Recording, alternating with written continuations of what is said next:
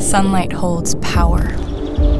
It fuels life, warms our skin, guides us through the dark. We've learned to harness it, to transform it, and to turn it into fuel. For centuries, we looked to the ground for energy. Now, we look up. At Synhelion, we harness sunlight to create renewable synthetic fuels.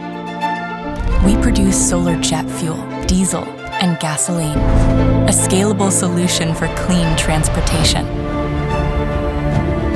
Sunlight becomes energy. Energy becomes motion. Motion becomes change. Our mission is clear: to contribute to a net zero transportation sector. We close the carbon cycle, using sustainable feedstocks to create synthetic fuel.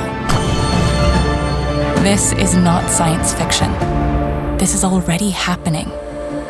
In 2024, we took a major leap forward. Dawn, the world's first industrial-scale solar fuel plant, is now up and running.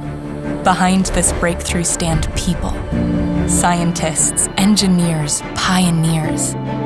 We believe in a world connected by clean transportation, where we can fly, cross oceans, and transport goods without burning our future.